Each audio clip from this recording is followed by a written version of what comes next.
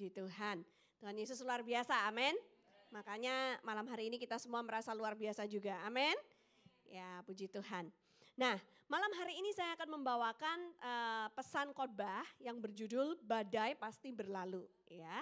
Nah, tahukah Anda bahwa yang namanya orang hidup itu pasti pernah mengalami badai, ya. Badai itu bisa macam-macam bentuknya, ya. Bisa dalam bentuk masalah-masalah yang kita hadapi, yang mendera, yang bertubi-tubi, yang gak selesai-selesai, yang gak habis-habis. Pernah gak melewati masa-masa seperti itu? Ya, kayaknya berat banget gitu ya. Dan saudara harus tahu kalau yang namanya badai itu sifatnya itu selalu merusak dan memporak-porandakan keadaan sekelilingnya. Ya, jadi seringkali kalau kita sudah kena masalah yang bertubi-tubi, kita akan merasa kayak, aduh kok porak-poranda ya, aduh kok rusak semua ya, rasanya akan seperti itu ya. Nah, dalam hal ini saya teringat beberapa tahun yang silam ya, kalau nggak salah tahun 2005 ya, ada badai yang sangat terkenal di Amerika melandanya, di Florida sama Louisiana. Namanya badai Katrina. Nah, namanya tuh mirip kayak nama saya gitu kan ya. Jadi sejak 2005 itu saya terkesan banget kok ada namanya badai cantik banget Katrina ya kan. Nah, semestinya badai itu dinamain karena yang menemukan pertama kali dan melaporkan. Jadi kayak petugas BMKG-nya yang melaporkan pertama kali ini kelihatan kalau bakalan ada badai yang datang. Nah, orang itu namanya Katrina, makanya dikasih nama sesuai dengan penemunya gitu loh ya. Nah, saudara tahu nggak yang namanya badai Katrina itu menyebabkan longsor di Florida dan Louisiana Agustus 2005. Khususnya menghancurkan kota New Orleans dengan banjir ya. Ada foto-fotonya bisa dikeluarkan ya. Nah, nih waktu itu ya, kayak gitu ya. Kalau badai datang itu pusarannya itu seperti itu ya. Jadi hancur itu kotanya ya. Setelah itu juga kena banjir ya. Jadi kalau kalian lihat di screen itu satu kota itu semuanya tenggelam, tergenang dengan air banjir ya. Dan kekuatan anginnya ketika badai itu terjadi yang paling tinggi itu tercatat 280 km per hour. 280 km per jam ya. Jadi itu kayaknya lebih cepat dari mobil-mobil kita gitu ya. Kemudian dicatat juga kerusakannya itu 125 miliar, ya nggak banyak sih, tapi US dollar gitu ya. 125 miliar US dollar. Kemudian korbannya itu 1245 korban yang meninggal sampai 1836 yang luka-luka. Ya, dan ini adalah satu dari 3 badai terburuk yang pernah memecahkan rekor di daerah Louisiana dan Florida. Berikutnya bisa dilihat jadi kerusakan-kerusakan yang disebabkan oleh badai ya, seperti itu parahnya. Next. Ya. Next. Tuh ya, kotanya banjir semua. Next. Ya, kira-kira seperti itu saudara ya. Nah, dalam hidup ini kita pasti akan pernah mengalami badai momen. Yang gak pernah boleh lambaikan tangannya. Kalau gak pernah mungkin terlalu kecil, mungkin kayak James gitu belum pernah ngalamin badai momen. Have you ever experienced storm? Any kind of storm in your life? Ya? Yeah? Oh iya pernah katanya. Yang hujan deras gitu kali ya dia pikir. Oh ada petir ya. Nah even James aja 9 tahun udah pernah ngalamin badai gitu. Apalagi dengan kalian, pernah gak sih ngalamin badai dalam hidup? Bukan cuman yang hujan angin, puting beliung, yang kilat menyambar-nyambar, bukan cuman itu. Tapi dalam hidup kita, pernah gak ngalami yang seperti itu? Ya, apakah kita terhantam secara keluarga atau hubungan dengan sesama, secara keuangan atau kesehatan ya, ketika kesehatan kita tiba-tiba merosot, kita divonis oleh dokter satu penyakit yang ganas yang mematikan gitu. Dan seringkali kalau badai itu terjadi menerpa, kita tidak tahu apa yang harus kita lakukan ya. Tidak jarang di antara kita itu yang kemudian ingin menyerah gitu ya. Karena udah speechless gitu ya. Bukan cuma speechless tapi juga helpless. Gak tahu harus ngomong apa dan gak tahu harus cari pertolongan kemana gitu kan ya. Karena permasalahan yang bertubi-tubi yang kita alami. Nah saudara, pertanyaannya bukan apakah badai akan datang. Tapi pertanyaannya adalah kapan badai itu akan datang dan bagaimana kita bisa bertahan di tengah badai. Mau gak belajar? Lihat kanan kirinya bilang belajar yuk. Belajar yuk bertahan di tengah badai ya. Kalau misalnya malam hari ini Anda tidak sedang menghadapi badai dalam hidupmu, puji Tuhan, amin. Tapi kita perlu belajar supaya kalau saat itu suatu saat akan, kalau badai itu suatu saat akan datang dalam hidup kita, kita sudah tahu bagaimana caranya kita untuk bertahan dan tidak menyerah di tengah jalan ya. Nah sekarang kita mau belajar dari pohon. Oke, boleh dikeluarkan gambarnya? Nah, biasanya kalau badai itu pasti akan menyebabkan pohon tumbang. Jadi badai Katrina kemarin yang saya ceritakan itu juga menumbangkan banyak pohon di Florida. Sehingga pemerintah kota di sana harus menata ulang. Mereka harus memikirkan jenis pohon apa yang baik untuk ditanam yang bisa kuat menghadapi badai. Jadi tentu nomor satu, pohon itu harus kuat akarnya. Karena kalau yang akarnya kuat, dia nggak mudah tumbang, amin. Tapi saat menghadapi badai, ternyata yang paling kuat itu bukan pohon jati. Padahal pohon jati itu akarnya kuat banget ya kan. Kalau kita bikin perabotan, kebanyakan perabotan jati yang dipakai karena dia tahan lah pokoknya, nggak gampang lapuk ya kan. Dia kuat banget gitu. Tapi tahu nggak kalau kena badai, dia bisa putus. Ya, bukan mungkin nggak tumbang kayak gini karena kan saya bilang akarnya kuat. Tapi dahan-dahannya, ranting-rantingnya, cabang-cabangnya putus ya. Jadi pohon itu kemudian akan mati kalau semua batang-batangnya putus gitu ya. Nah ternyata mereka menemukan bahwa pohon yang paling kuat menghadapi badai adalah pohon kelapa. Palm trees. Oke. Nah saudara, kita lihat kalau yang namanya palm trees ini atau pohon palem, ternyata dia mempunyai kemampuan untuk merunduk. 40 sampai 50 derajat. Jadi dia tuh bisa merunduk gini ya. Ini udah 40 derajat belum? Ya. Kira-kira gitulah ya, dia bisa merunduk gini. Jadi dibanting-banting sama anginnya ya dia ikutan merunduk gini ya. Tapi setelah itu kalau badainya sudah berlalu, guess what? Dia bisa berdiri tegak kembali. Ya. Jadi ternyata dalam hidup kita harus tahan banting. Lihat kanan kirinya bilang tahan banting. Tahan banting, tahan uji, amin. Bukan cuma kuat berakar, tapi juga harus tahan banting. Sehingga ketika ada badai datang ya kita merunduk aja gitu, ngikutin aja. Ya, seperti itu. Itulah yang dilakukan oleh palm trees atau pohon palem itu sehingga dia bisa bertahan.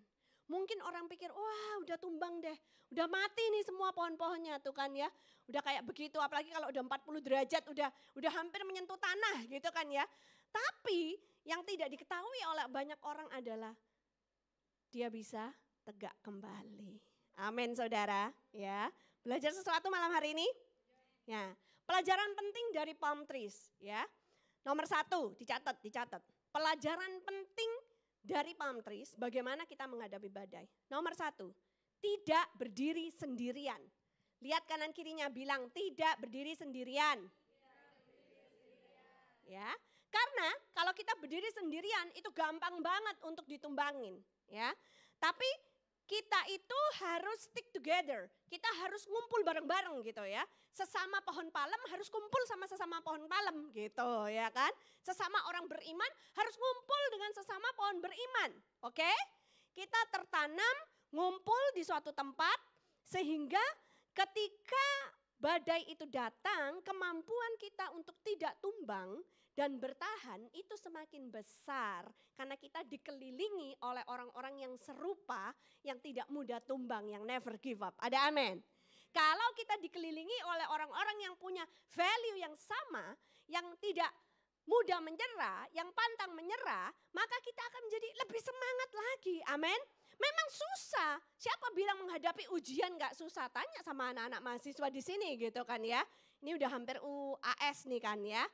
Ya, akhir bulan ini James juga akan mengalami ujian akhir semester gitu kan ya. Jadi memang ujian itu susah gitu. Tapi kalau kita melewatinya bersama-sama, kita bisa saling mendukung, kita bisa memberikan dorongan satu dengan yang lain sehingga kita nggak gampang-gampang untuk menyerah.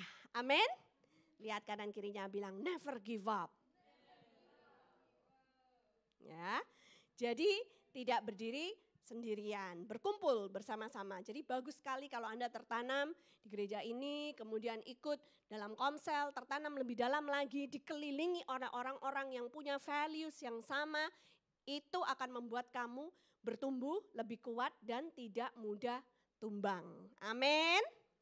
Nomor 2, masih belajar dari palm trees ya. Nomor 2 adalah merunduk ya, seperti tadi yang sudah saya peragakan. Ayo coba peragain semua. Miring dikit, ya merunduk, oke. Jadi kalau badainya datang dibanting-banting ya udah kita ikutan merunduk dulu gitu ya. Daripada pohon-pohon yang lain yang sok kuat dan bilang, oh gua tetap berdiri teguh nih kaku ya kan. Wah itu yang gampang banget patah gitu ya. Tapi kalau dia tahan banting, dia tahan uji, dia punya kefleksibelan ya. Saya nggak bilang kita kompromi, tapi kita bisa melewati masa-masa sulit itu, kita tidak patah gitu ya. Nah saudara, merunduk memang palm trees ini pun kadang-kadang harus mengalami lecet-lecet atau hilang daun-daunnya ya. Tapi itu bukan berarti dia tumbang. Lecet-lecet bisa pulih kembali, daun-daun yang gugur bisa tumbuh kembali, ada amin ya. Nah jadi diperlukan kemampuan untuk merunduk.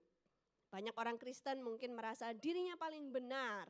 Gereja gua tuh pengajaran yang paling bagus dah, nggak ada yang lain yang lebih bagus daripada pengajaran gereja gua. Nah nggak boleh merasa kayak gitu. Ketika kita merasa diri kita paling benar, pengajaran kita paling benar, di saat itulah kalau badai datang kita akan tumbang. Ya, tapi kita tuh harus selalu humble, merasa bahwa Tuhan aku perlu Engkau, aku perlu orang lain, kita perlu bersama-sama membangun. Karena kita ini satu tubuh Kristus, ada amin.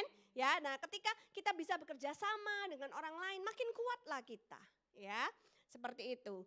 Jadi kita lanjut ya, kita baca firman Tuhan. Ya, boleh diklik slide-nya. Amsal 24 ayat yang ke-16. Amsal 24 ayat 16, yang udah ketemu katakan amin. Kita baca sama-sama ya, di screen juga sudah ada, 2, 3.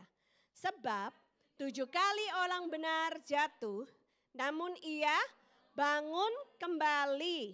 Tetapi orang fasik akan roboh dalam bencana. Ada amin? Inilah janji firman Tuhan, bahwa orang benar dia bisa jatuh. Dia bisa jatuh 7 kali loh. Tapi dia akan bangkit untuk yang ke-8 kali and stronger. Ada amin? Ya. Tidak dibiarkan kita untuk roboh dalam bencana. Tidak dibiarkan kita untuk jatuh dan tergeletak. Seperti janji firman Tuhan dalam ayat yang berikutnya. Mazmur 37 ayat 23 sampai 24. Ya. Mazmur 37 ayat 23 sampai 24. Yang sudah ketemu katakan amin. Di screen sudah ada, kita baca sama-sama ya. 2, 3. Tuhan menetapkan langkah-langkah orang yang hidupnya berkenan kepadanya. Apabila ia jatuh, tidaklah sampai tergeletak. Sebab Tuhan menopang tangannya. Ini ada lagunya. Kalian tahu nggak lagunya? Coba nyanyi. Menetapkan langkah-langkah orang yang hidupnya berkenan kepadanya. Tembang lawas. Apabila ia jatuh, tak sampai tergeletak. Sebab Tuhan menopang tangannya. Masuk ref. Tangannya. Ayo tangannya gini semua dong. Tangannya. Sebab Tuhan menopang. Sebab Tuhan menopang tangannya. Katakan apabila aku jatuh. Apabila aku jatuh, tak sampai tergeletak. Sebab Tuhan menopang tangannya. Tepuk tangan dong buat Tuhan kita. Amin. Ada amin saudara? Ya. Nah, jadi ayat ini berjanji pada kita. Kalaupun suatu saat kita mungkin pernah kepleset atau kita jatuh, kita kena masalah yang menjebak kita, yang mungkin difitnah orang atau apapun juga lah. Kita nggak salah tapi dibilang salah, ya dalam hidup ini kan sering ya kayak gitu ya. Nah, jangankan kita, Tuhan Yesus aja ngalamin gitu kan ya. Apalagi kita gitu ya, nggak apa-apa. Tapi janji firman Tuhan adalah melewati semuanya itu. Katakan melewati semuanya itu. Kita tidak ditinggalkan. Yang percaya katakan amin. Sorak-sorai buat Tuhan Yesus, haleluya. Kita pasti mampu, sanggup untuk keluar dari permasalahan kita itu, dari hantaman badai itu. Dan kita tetap ditopang oleh tangan Tuhan yang memberikan kemenangan. Yang percaya katakan amin, sorak-sorai lebih meriah lagi buat Tuhan Yesus. Puji Tuhan. Jadi artinya saudara, kalau hari ini engkau sedang menghadapi masalah yang sangat berat bertubi-tubi, ingat ya, jangan menyerah. Itu adalah salah satu values dari Anugerah Church, ya kan? Anugerah, coba diulang. A-nya apa? Available. N-nya apa? Never give up. U-nya apa? Usefully unique. Nanti hari Minggu ini kita akan belajar ya. G-nya apa? Gracious. Penuh kasih karunia. Kemudian R-nya apa? Reliable. Dapat dipercaya. A-nya apa? Action oriented. Jadi nggak ada yang NATO ya. Nggak ada yang no action talk only. Nggak ada ya. Semuanya harus memperlakukan firman. Bukan cuma dengar aja, bukan cuma ngomong aja, tapi memperlakukannya. Amin. Kemudian yang terakhir hanya apa? Humble. Setelah melakukan semuanya itu, kita tetap menjadi orang-orang yang rendah hati di hadapan Tuhan. Amin. Itu adalah values anugerah, itu adalah nilai kehidupan kita. Dan sungguh berharap bahwa nilai-nilai ini kita hidupi, ya kan? Sehingga menjadi nyata dalam hidup kita dan orang bisa melihatnya. Ya, sebab values attract values. Nilai akan menarik nilai, ya. Nah, jadi tadi sudah ya poinnya 1, 2, sekarang poin yang ketiga. Poin yang ketiga ini adalah fokus pada Yesus. Lihat kanan kirinya bilang fokus pada Yesus. Fokus pada Yesus bukan pada badainya, ya. Nah, tadi itu Saudara Bogi waktu mimpin WL, dia sudah bilang ya waktu itu ada kejadian di mana Tuhan Yesus itu sedang berlayar dengan murid-muridnya. Lalu ada badai yang datang. Nah, saudara seringkali di dalam hidup kita juga gitu loh. Kalau hidup kita itu diibaratkan seperti kapal. Atau kalau keluarga dalam kehidupan rumah tangga diibaratkan seperti bahtera. Ya kan seringkali dibilang bahtera rumah tangga gitu kan. Ada Yesus di dalam kapal kita. Ada Yesus di atas bahtera kita. Tapi tetap kadang-kadang pun kita harus menghadapi badai. Ya, ada Yesus di kapal murid-muridnya, tapi tetap harus melewati badai, ya kan? Nah, tapi tentu saja tujuannya bukan untuk menghancurkan kita, tapi supaya iman kita bisa menjadi lebih kuat lagi. Ada amin. Ketika kita sudah mempunyai perjalanan iman, melewati satu badai demi badai yang lain bersama dengan Tuhan Yesus, pengalaman rohani kita semakin kaya. Ada amin, ya. Sehingga kita juga menjadi orang-orang yang semakin kuat, kepribadian kita semakin serupa dengan Tuhan Yesus. Amin. Ya. Jadi kita lihat ya. Ini kisah dicatat di Matius pasal yang ke-8, ayatnya yang ke-23 sampai 27 ya. Di screen sudah ada, kita baca sama-sama ya. 2, 3. Lalu Yesus naik ke dalam perahu dan murid-muridnya pun mengikutinya. Sekonyong-konyong mengamuklah angin ribut di danau itu, sehingga perahu itu ditimbus gelombang. Tetapi Yesus tidur. Maka datanglah murid-muridnya membangunkan dia. Katanya, Tuhan, tolonglah, kita binasa. Ia berkata kepada mereka, mengapa kamu takut, kamu yang kurang percaya? Lalu bangunlah Yesus menghardik angin dan danau itu, maka danau itu menjadi teduh sekali. Dan heranlah orang-orang itu, katanya, orang apakah dia ini? Sehingga angin dan danau pun taat kepadanya. Amin.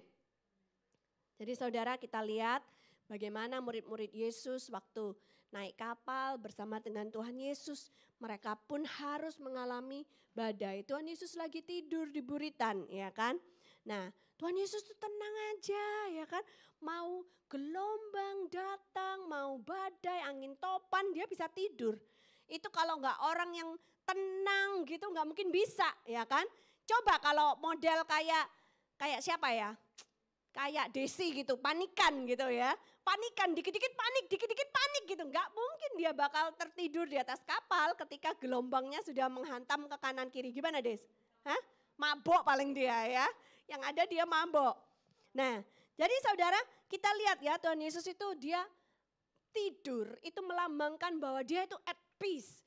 Dia itu memegang kendali. Dia nggak panik, dia nggak khawatir. Dia tahu bahwa Bapaknya itu berkuasa atas seluruh jagat raya. Amin. Ya, berkuasa atas semuanya. Jadi dia nggak takut gitu. Nah, if you know siapa Bapakmu, bukan Bapak duniawi kita. Tapi kalau kita tahu siapa Bapak kita di sorga, ada amin. Dan kalau kau tahu bahwa Bapak di sorga itu memegang kuasa atas segala sesuatu, memegang kendali dalam hidup kita, artinya kita tidak perlu takut. Ada amin. Tuhan Yesus menegur murid-muridnya ketika muridnya bangunin, Tuhan Yesus bangun dong. Masa kamu nggak peduli kalau kita akan binasa? Tuhan Yesus bilang sama murid-muridnya, mengapa kamu takut? Kamu yang kurang percaya. Kurang percaya. Lihat kanan kirinya bilang, mengapa kamu takut? Disambung lagi, kamu yang kurang percaya. Ayo, ngaku. Siapa yang lagi takut menghadapi ujian? Nah, ya kan ngaku, ya kan? Siapa yang lagi takut menghadapi ujian hidup? Nah, ya kan ada ujian sekolah, ada ujian hidup gitu kan ya. Siapa yang lagi takut mikir masa depan? Siapa yang lagi takut mikir jodohku di mana? Ya kan? Itu takutnya anak-anak muda tuh seperti itu ya kan. Siapa yang lagi takut apakah kalau aku menikah akan bahagia gitu. Apakah aku akan menjatuhkan pilihan kepada orang yang tepat. Nanti kalau dibohongin gimana ya. Nanti kalau dia selingkuh gimana. Terlalu jauh kau mikir. Terlalu jauh kau mikir gitu ya. Jadi kalau kau tahu bahwa Tuhan memegang kendali atas hidupmu, maka tidak ada alasan untuk menjadi takut. Yang percaya katakan amin. Yang penting kalau menghadapi ujian harus belajar. Kau lakukan bagianmu, berdoa, minta tuntunan Roh Kudus, nanti pasti ujian itu bisa kau lalui dengan baik. Amin. Yang penting kalau lagi pacarannya yang benar. Pacarannya yang benar ya kan. Supaya nggak dibohongin oleh laki-laki atau nggak dibohongin oleh cewek-cewek matre gitu kan ya. Nah, udah ketawanya nggak usah kayak gitu cempreng banget. Coba bisa nggak ketawanya pakai diafram? Ketawa pakai diafram. Oke. Yang nggak ngerti nggak apa-apa, itu ada di kelas vokal kita. Oke, jadi nggak ada alasan untuk kita menjadi takut. Kalau kita melakukan segala sesuatunya persis seperti yang Yesus katakan, maka kita melakukan bagian kita, Yesus akan melakukan bagiannya. Ada amin. Lihat kanan kirinya lagi bilang fokus sama Yesus, jangan takut. Ya. Lalu ketika Tuhan Yesus menghardik angin dan danau itu bilang diam, tenanglah ya. Di ayat yang lain dicatat seperti itu. Kau tahu apa yang terjadi? Seketika itu juga tenang langsung. Anginnya langsung tenang. Gak berani. Danau itu langsung tenang seakan-akan gak ada apa-apa. Nah ya. Sampai orang-orang itu heran gitu. Orang macam apakah Yesus ini? Ya kok angin dan danau pun taat sama dia. Jadi Kalau kita sedang menghadapi permasalahan dan ribut ya, yang menghantam bertubi-tubi, badai pasti berlalu. Amin. Kau harus bilang itu, proklamasikan, bilang diam, tenanglah. Bisa bilang enggak? Bilangnya bukan ke kanan kiri, ke badainya. Oke. Ayo, bilang, ngomong sama badainya, diam gitu, tenanglah. Ya. Dalam nama Yesus, badai pasti berlalu. Amin. Nah, saudara, ketika saya menyiapkan tema khotbah ini ya, ada satu hal menarik yang saya temukan tentang badai. Pernah dengar gak yang namanya mata badai? The eye of a storm. Pernah dengar gak? Kita belajar ya. Boleh lihat fotonya? Nah, jadi badai itu kan seperti ini, ribut. Yang gambar ini loh, hijau, kemudian oranye, kemudian merah ini badainya. Makin dekat ke tengah-tengah ini, makin parah, makin kacau kekuatannya ya. Di tengah-tengah itu kalian lihat gak yang biru muda? Lihat gak? Itu namanya adalah eye of the storm. Itu adalah mata badai. Nah, saya mempelajari tadi siang bahwa ternyata yang namanya mata badai itu ya, jadi di tengah-tengah badai itu ada matanya. Itu adalah satu daerah yang sangat tenang. Diameternya bisa sekitar 30 sampai 66 kilometer. Ya, jadi meskipun dikelilingi oleh badai, ya puting beliung dengan cuaca yang sangat ekstrim dan tingkat tekanan angin yang sangat tinggi, tahu nggak? Di mata badai itu, yang biru muda itu, tenang keadaannya. Bahkan lebih tenang daripada yang di luar badai. 15% lebih tenang, 15% lebih tidak ada tekanan dibanding daerah yang di luar badai. Can you imagine that? Menarik sekali ya. Jadi kalau kita pernah dengar bahwa ada istilah tenang di tengah badai, ada lagunya ya? Ada enggak ya? Ada kayaknya ya, lagu tentang tenang di tengah badai. Ku kan berdiri di tengah badai dalam kekuatan yang kau berikan. Sampai kapanpun ku kan bertahan karena Yesus yang selalu menopang hidupku. Jadi ternyata itu benar, di tengah badai itu kita bisa menemukan ketenangan. Kalau kita tahu caranya bagaimana. Ya. Nah, jadi saudara, tenang di tengah badai is possible. Kalau kamu punya Yesus as the center of it all. Kalau kamu punya Yesus sebagai pusat kehidupanmu, sebagai poros hidupmu. Maka meskipun sedang ada badai yang menerpa dalam hidupmu, ketahuilah kalau engkau menaruh Yesus di tengah-tengah badai hidupmu, apa yang terjadi? Kau tenang, aman di dalam perlindungan Tuhan. Meskipun sekelilingmu sedang kacau, luar biasa, kau tetap tenang. Ada amin. Ada perlindungan Tuhan, ada amin. Bahkan lebih tenang daripada orang-orang yang di luar badai itu loh. 15% lebih tenang tekanannya. Ya, luar biasa kan? Nah, jadi artinya kalau sedang menghadapi masa-masa yang sulit, keadaan yang membuat kita stres, jangan panik, jangan ikutan stres, tapi tetaplah tenang di tengah-tengahnya. Ya, reaksi alami para pelaut, tahu nggak? Ketika kapalnya diserang badai, banyak pelaut akan buang-buang barang ke laut, ya kan? Seakan-akan itu akan mengurangi kesempatan untuk kapalnya karam. Itu adalah reaksi alami dari pelaut. Reaksi alami kita sebagai manusia juga gitu tuh. Kalau sedang menghadapi masalah, maka kita pasti akan berusaha untuk melakukan sesuatu yang kelihatannya bisa membantu kita. Tapi padahal kuncinya itu cuma satu. Yang diperlukan itu bukan melakukan aksi yang sembarangan atau yang impulsif ya. Tapi yang diperlukan itu adalah berusaha untuk tetap tenang. Lihat kanan kirinya bilang tetap tenang. Ya. Karena kalau ketika kita tenang, kita dapat berpikir dengan cepat, kita dapat mengambil keputusan dengan tepat ya.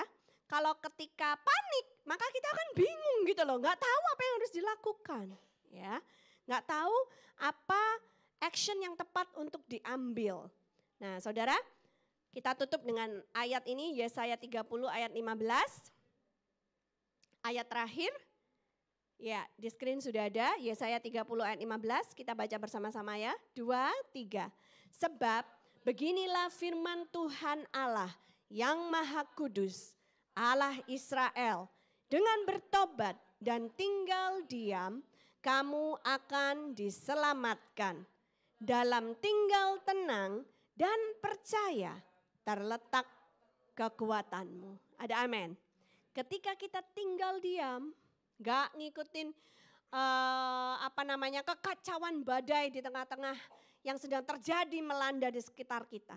Ketika kita memilih untuk tetap tenang, ketika kita memilih untuk tetap tinggal dalam hadiratnya Tuhan, tidak terpengaruh oleh permasalahan-permasalahan yang sedang menerpa kita. Kita memilih untuk tetap tinggal tenang dan tetap percaya kepada Tuhan. Disitulah kekuatan kita. Karena ketika kita tetap tinggal tenang, kita itu bisa berdoa. Ada amin. Tapi kalau kita panik-panik, ngapain ya? Wah, itu gak akan ada kesempatan untuk berdoa. Saudara tahu, ini ilmu sudah diajarkan ya oleh tim penyelamat. Bahwa kalau seandainya akan pernah kapal kita karam, ya. Terus kalau kita sudah pakai life vest, pelampung, ya kan? Kita sudah pakai pelampung pengaman itu, ya kan? Kan kebanyakan kita akan berusaha berenang. Apalagi kalau yang melawan arus. Sudah pernah belum berenang melawan arus? Hah? Sudah pernah belum berenang melawan arus? Kan kelihatannya, oh ya dikit lagi. Tapi guess what? Mundur lagi kita. Oh ya dikit lagi, mundur lagi kita. Tim penyelamat itu mengajarkan, anak-anak kecil pun juga harus diajar. Kalau sudah pakai baju pelampung, ya kan? Hal teraman yang bisa kamu lakukan adalah diam. Ngapung aja udah. Kenapa harus diam? Karena kamu semakin berenang, semakin kamu kehabisan tenaga. Semakin kamu akan merasa haus, tapi meskipun dikelilingi oleh begitu banyak air, tidak bisa diminum. Air laut makin diminum makin aus, ya kan? Nah, jadi itu tim penyelamat sudah kasih tahu, lebih baik kamu diam saja. Entah telentang gini, entah telungkup gini, ya kan? Yang penting tenang aja, conserve the energy, ya kan? Jangan buang-buang energi kamu dan tunggu sampai tim bantuan datang. Ya, seperti itu. Dan tim penyelamat juga kalau mau nulungin orang yang masih begini. Wah, itu kalau dia tetap mau nolong terus orangnya begini bisa tenggelam berdua loh, ya kan? Jadi tim penyelamat juga gitu. Kalau mau menolong orang yang sedang mau tenggelam gitu kan. Kalau orangnya selama masih acak adul, masih berusaha untuk menggapai gitu, dia nggak akan selamatin. Ya, atau dibuat pingsan dulu, sengaja dipukul supaya pingsan. Nah, kalau udah pingsan baru dia bisa selamatin. Karena nggak kuat kalau orangnya masih berontak-berontak. Ya, dalam hal ini kita belajar apa? Tinggal tenang. Karena ketika kita tinggal tenang, keselamatan kita, penyelamatan kita datangnya dari Tuhan Yesus. Ada amin saudara. Kita tinggal tenang, kita berdoa, kita minta hikmat dari Tuhan. Ada amin. Pertolongan kita datangnya dari Tuhan Yesus. Yang percaya katakan amin. Berikan sorak-sorai buat Tuhan Yesus. Haleluya. Amin. Nah saudara, kemudian pertanyaannya, bagaimana bisa membangun ulang? Kayak tadi yang sudah diserang badai Katrina. Boleh fotonya berikutnya? Ya. Saudara tahu ini adalah dom mereka ya, macam apa? Tempat olahraga itu apa namanya? Arena gitu ya. Stadion. Stadion mereka itu ketika dihantam badai, lihat gak ya, lapisan atas dari domnya itu rusak ya. Oh itu padahal kan kami baru pulang nih ya, diundang dari gereja yang gede banget di Medan. Untuk nutup lapisan atas aja itu mahalnya minta ampun loh ya. itu lapisan yang khusus supaya nggak berkarat, terus kena sinar matahari juga dia bisa awet gitu ya. Sekalian insulasi supaya apalah pokoknya macam-macam lah, mengandung hal yang luar biasa di lapisan atas itu ya. Dan ini parah banget ya, jadi lapisan atasnya sampai terkelopek, terkelupas seperti itu. Apa yang harus dilakukan kalau keadaannya seperti ini? Bangun kembali. Foto ini adalah 10 tahun kemudian, di mana kota ini kemudian membangun kembali, dan kalau kalian lihat apa yang dihancurkan oleh banjir itu kemudian padat lagi. Jadi mereka membangun ulang di atas puing-puing kehancuran. Nah, saudara, saya membawa kabar baik bahwa nanti di tahun 2020 Anugerah Ministries akan membangun ulang Palu. Baru dapat kabar ya dari Pastor Daniel bahwa kita mendapatkan rekanan dari sebuah yayasan di Eropa, di mana mereka akan membantu kita untuk membangun ulang sebuah sekolah. Jadi sekolah SD di daerah Sigi Donggala ya, yang kemarin gara-gara gempa bumi itu hancur. Mestinya yang hancur sih SD, SMP, SMA ya. Jadi sementara anak-anak itu sekarang mereka belajarnya di sekolah sementara. Jadi pakai tenda-tenda gitu mereka belajarnya ya. Betapa beruntungnya kita kalian yang sekolahnya tidak mengalami bencana seperti itu ya. Jadi mereka besok ini tetap harus ngambil UAS, tapi belajarnya itu di gitu ya, di tenda-tenda sementara gitu. Nah, jadi kita mendapatkan kesempatan untuk membangunkan ulang SD-nya. Jadi 6 kelas, dari kelas 1 sampai kelas 6. Kemuliaan buat Tuhan Yesus, amin. Doakan supaya nanti di kemudian hari kita bisa kembali lagi untuk membangunkan SMP-nya atau SMA-nya gitu ya. Sehingga mereka tidak akan kekurangan fasilitas untuk belajar. Amin. Karena ini selaras dengan apa yang kita kerjakan baik di CMO maupun di Adikku Sayang ya. Sorak-sorai buat Tuhan Yesus dong ya. Puji Tuhan ya. Nah saudara, kemudian satu lagi, memang Pastor Daniel malam hari ini nggak ada di tempat ya, dia sekarang bersama dengan His sedang ada di Lampung ya, di pinggiran kota Lampung ya, dan mereka sedang dalam rangka meresmikan CMO yang ke-53, tepatnya di Moris Jaya ya, Moris Jaya Lampung. Kemudian buat Tuhan Yesus ya, fotonya bisa ditunjukkan. Nah ini tadi sore ya, jadi peresmian.